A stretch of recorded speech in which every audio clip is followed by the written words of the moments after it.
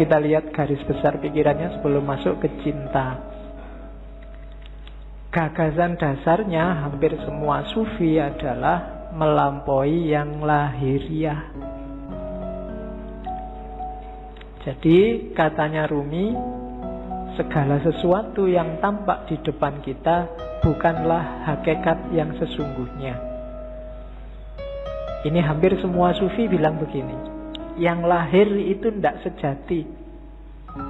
Yang kelihatan itu tidak asasi.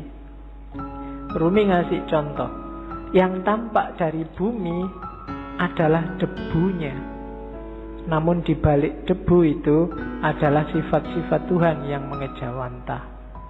Dimensi dalamnya adalah emas permata, sementara dimensi luarnya adalah sebongkah batu. Jadi ini penekanan sangat serius dari para sufi. Kita jangan ketipu oleh lahiriah. Karena yang lebih punya nilai itu adalah yang dibalik lahir. Ya kalau manusia berarti ruhaniyahnya lebih penting. Kalau itu sesuatu berarti esensinya, bukan eksistensinya. Yang ruhaniyah bisa menipu. Bumi itu kelihatannya cuma debu, tapi kalau kamu masuk ke dalam, banyak hal berharga di situ. Ada emas, ada minyak. Banyak juga hal tidak berharga. Lebih kotor dari debu, mungkin kotoran, tapi dia tidak kelihatan, ada di balik yang fisik. Maka jangan ketipu yang fisik.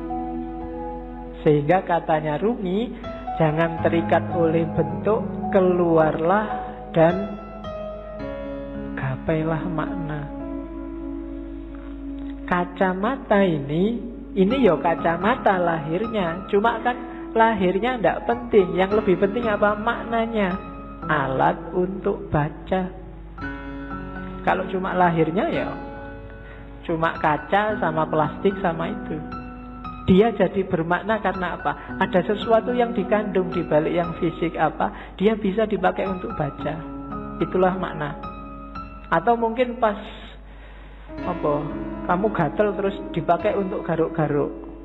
Ini kan makna namanya.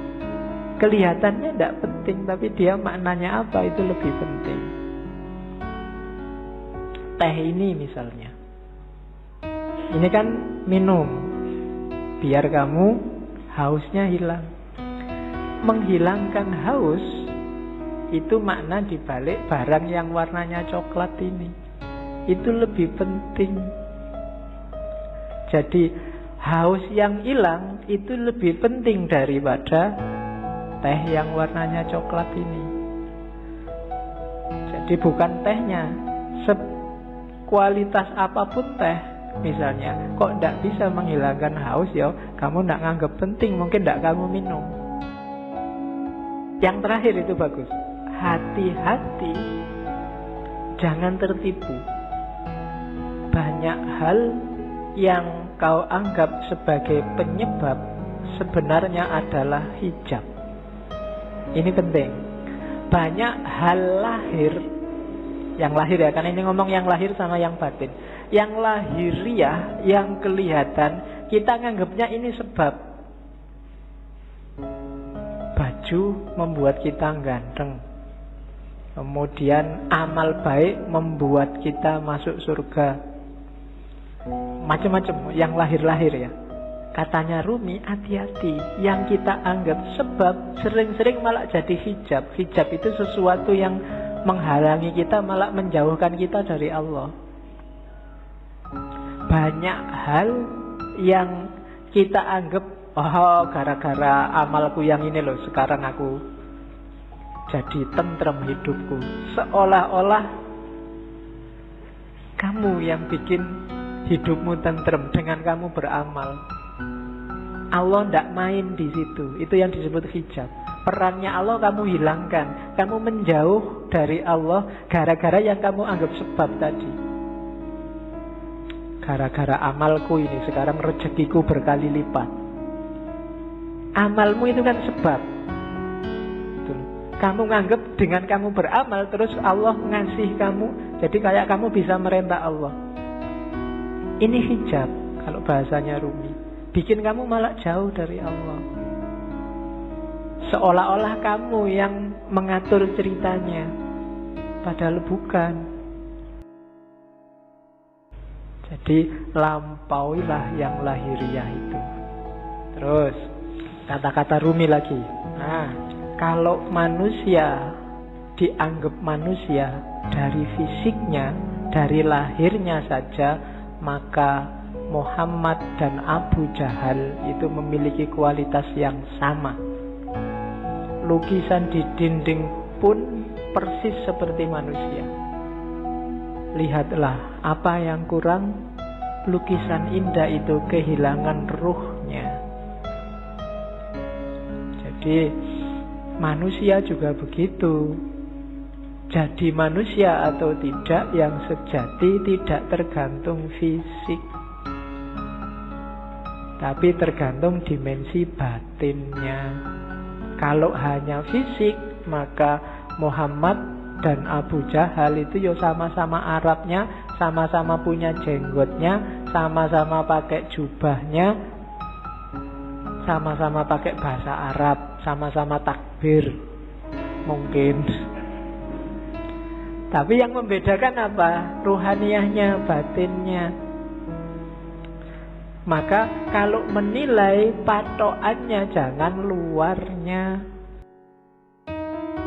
Jadi katanya Rumi, duhai saudara, engkau adalah apa yang kau rasakan dalam pikiranmu.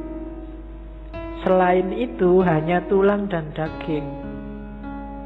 Kalau kau anggap dirimu bunga, maka engkau adalah taman bunga.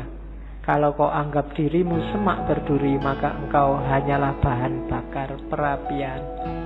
Itu maksudnya Rumi. Ayo kita garap wilayah batin kita. Kamu nganggap dirimu hari ini apa? Sebagai manusia, jangan berhenti di kulit dan daging. Jangan sibuk mikir, aku sudah ganteng apa belum ya? Hari ini kayak gimana kelakuanku yang fisik-fisik, enggak. Coba dilihat batinnya dulu, dibereskan. Kalau yang dalam sudah beres, keluarnya pasti bagus. Itu maunya Rumi. Kalau dalamnya masih belum beres, ya susah. Jadi lampaui dulu yang lahir. Oke. Bahkan banyak amalan-amalan ibadah lahir di banyak hadis jadi tidak bernilai ketika batinnya tidak ikut. Kan banyak itu kan. Kam min so'imin, berapa banyak orang puasa hanya dapat lapar dan haus. Berapa banyak orang sholat hanya dapat capek fisiknya saja, dan seterusnya. Itu berarti apa? Kualitas lahirnya beres, tapi kualitas batinnya belum. Puasa, tapi tidak ada menahan dirinya. Kan itu yang di hadis itu maksudnya. Ya bener, nggak makan, nggak minum dari pagi sampai maghrib.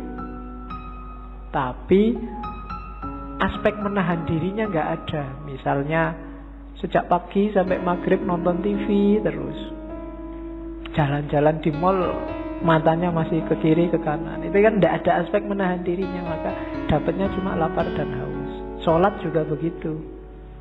Sholatnya di sini tapi pikirannya di komputer, pikirannya di HP, ada suara tweet-tweet, ada SMS ini mesti ada. Jadi fisikmu ada di sini tapi pikiranmu di sana. Sholatmu tidak ada ruhnya. Bilang Allahu Akbar tapi otomatis kayak robot. Baca Fatihah tapi Fatihahnya tidak hadir dalam dirimu. Itu persis kayak HP-mu yang bisa ngaji, tidak ada ruhnya. Ya, mungkin dulu pernah tak ceritainnya. Ada yang tanya pada dia, Pak, HP yang bisa ngaji itu kalau dibawa ke WC kira-kira boleh tidak Pak? Kan itu Quran. Jawabannya susah. Ada kiai ulama Arab yang jawab boleh. Kenapa? Asal di WC nggak disetel ngajinya. Nggak kamu sambil di WC terus ngaji bismillah, nggak boleh. Tapi kalau ada aja dalam HP tidak apa-apa. Analoginya apa? Pikiranmu. Kamu hafal Fatihah enggak? Hafal. Berarti di kepalamu ada Fatihahnya.